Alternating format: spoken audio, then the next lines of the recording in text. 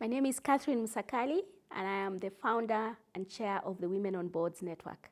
Three things that I'll be talking about today: how you get onto a board, how you prepare a board profile, and how you should develop your leadership, because leadership is taken, it is not given.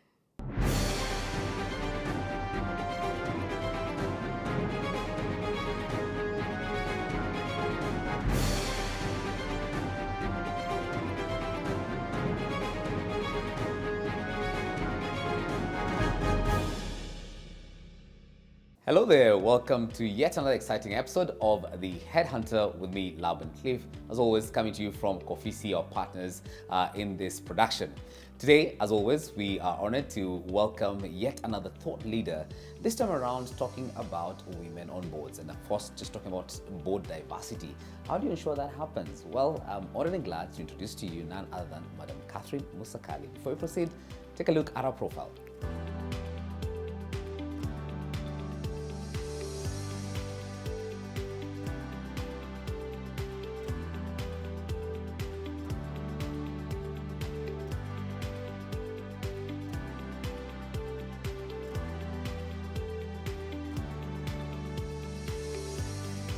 Wow, quite a rich one, I must say. And apart from the profile, she's quite a busy one. So it's indeed a pleasure that she chose the Headhunter as her next stop after her frequent travel. Where have you been? Thank you very much, Laban. I haven't been traveling much since Corona began, but just last week I was out of Nairobi, but within the country. Okay. Yes. Welcome, Catherine Musakali. Thank you very much. It's a pleasure. I think to anyone who look at your LinkedIn profile, they'll be amazed at what you've achieved and now transitioning to a very passionate space. Before we go into your business, which is of course advancing for women in boards, is just to give us a bit of a background into your professional life and how you just transitioned that from work into entrepreneurship. Okay, great. So thank you very much. First and foremost, I'm a lawyer by profession, but one who has veered off more towards corporate governance. I love corporate governance to bits. And so straight from law school, I became an in-house lawyer. So I worked for UAP Provincial, the current UAP All Mutual. And then I moved on to Shell. I was with Shell for 15 years. I then left Shell and set up my own consultancy. This is all in legal capacity or in HR? Legal capacity, legal capacity. So I was head of legal and company secretary. And just before I left Shell, I was the chairperson of the Institute of Certified Secretaries, which, as you know, is all about governance. And so I then transitioned into running my own consultancy, focusing on corporate governance matters.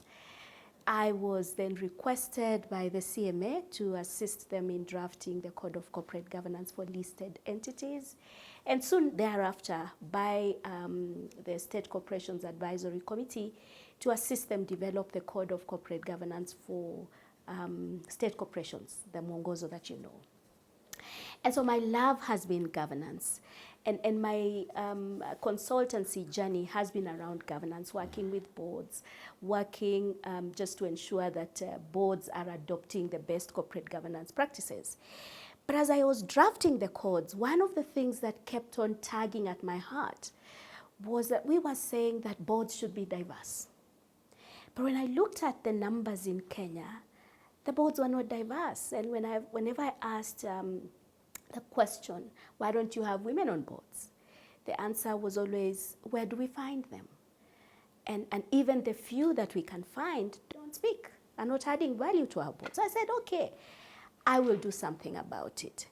And so I, together with three other friends, set up the Women on Boards Network. And the network is purely about ensuring that the boards here in Kenya and indeed in the region and across the world are more diverse than they are. Our focus obviously is on women, gender diversity, but we have also started the journey of ensuring that when we talk about diversity, it's not just about women. It's about the youth, it's about diversity in skills, It's about regional balance, so on and so forth. So that's what I do, and I love And it. you've just jumped straight into it, clearly very passionate about that diversity in boards. Yeah. Let's look at when this wave started coming in, especially in East Africa. When did we see a surge, and when did we see a need or an appetite to having that board diversity? And you mentioned, of course, you worked with the CMA, which is a Capital Markets Authority for international audience, looking at the listed firms and really how they're governed. To which period did we see that, and what led towards that need of having a diverse board? So when, first and foremost, when we look at studies across the world, and there is one particular study that I love, which I'll share with you, that it was a study over a 12-year period. And what they did is they were looking at boards that were led by men and were predominantly men. And they were also looking at boards that were led by women and had diversity on them. And over that 12-year period, they discovered that the boards that were diverse were outperforming their peers. Why? Because there was diversity of thought. Why? Because they were connecting with their stakeholders. Why? Because the purchasing decisions, and Laban, we're not talking about where the money is coming from. The purchasing decisions are being made by the women. So I'm the one who knows how that product should look like so that it appeals to me. You see what I'm saying? True. So that's really why this conversation is important. It's not about the women. It's not about me, Catherine. It's about our economy. If we want to grow our economy, we must listen to the diverse voices. What's interesting, and what you mentioned actually, picked words out of my mouth, is where do we find the women? And you know what? It's just about opening your eyes. Let's start from your own household. So you're looking at management or staff, maybe? You're looking at let's start with staff. Okay? Because we grow the pipeline from the ground upwards. So let's start with staff. Even in your own house, there are those girls that you have taken to school. Where do you want those girls to do if you don't want to put them in senior management? Okay? So you place them into senior management, and then they grow into the role. Okay? So where do we find the profiles of people who can actually sit on boards? Places like the Women on Boards Network, which we set up in 2014. We have a whole database of women who are capable of sitting on the boards. We have a whole database of women who are capable of serving on boards and delivering value. Not only do we put together their profiles, but we actually prepare them for those boards. Right now, we are working with a group in Malaysia called Lead Women, and we are also working with Columbia Global Centers, part of Columbia University. And we have put together a program that basically prepares women for global boards.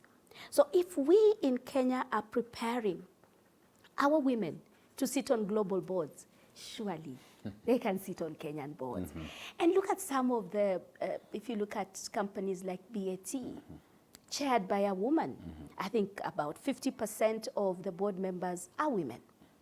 And very many other companies, Equity Bank has women, KCB, Barclays, Absa, have women on their boards. And they are performing very, very well.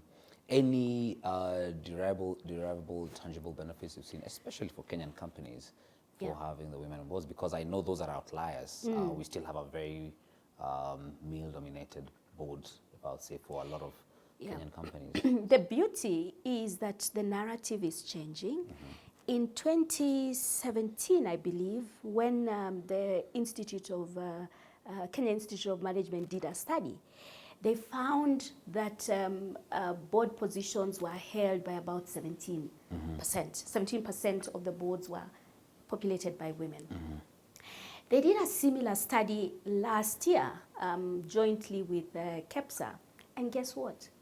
It was found that 26% of the boards in Kenya, board positions in Kenya, are held by women. So things are changing, things are happening. Let's look at staff management who would like to cut their teeth into being in that network, Yes, or just being at the board level? Correct. What do they have to do? First and foremost, let me just say something short about what we are doing at Women on Boards to get the staff onto boards. We have what we call a junior wing of the Women on Boards network. Now, this junior wing is made up of both boys and girls, from around the age of 12 years old to right up to the point when they get their first job. What do we do for them? We coach them, we mentor them, we prepare them for leadership. Why 12? Because 12, they're still, they have great ideas about their future. We want them to know that it is possible to be a leader. And so we tell them, this is where you want to go in 10, 20 years to come. Start walking that journey. At what age are you looking at? 12. But 12 in years primary is pretty young. school, yes. That's pretty young. But think about it. Round about age 9, you are already talking about what you want in life. Yes. You're gung-ho, you're ready to go. Yeah. We don't want to live. And studies have been shown, have shown that when children are about 9 years old, they are at their bravest. Wow. Yeah? When girls get into puberty, they sort of lose their confidence a little bit. So we want to ignite that confidence. We think 9 is too young, but 12 is good enough for them to understand. Yeah? So we want them to grow up knowing that they are destined for leadership. They are destined for board positions. So they grow into, we hold their hands, they grow into leadership roles. They go into university, they know they can lead. They come into the working environment, they know, hey, C-suite is where I need to be. And you know, for boards mainly recruit from C-suite. Yeah. Okay? Yeah. So that's the reason why we start them young. Okay? Now, if you're in management and you want to get into board positions, first and foremost, take on leadership responsibilities. Okay? Take on leadership responsibilities. Develop yourself as a person, as an individual. Develop your brand. What do people know about you? What does your brand say about you? Okay?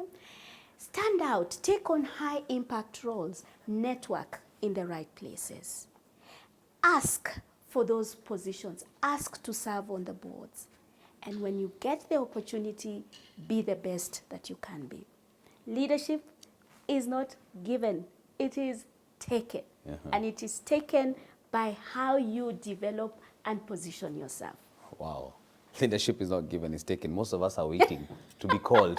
I think that is a mistake. We are not finding you in your house, Laban. You have to look for it. Yes. You have to look for somebody and say, you know what? Yeah. I really love that board and I want to serve on it. Then they will introduce you to the person who knows somebody on that board. Yes. And you'll finally get interviewed. Wow.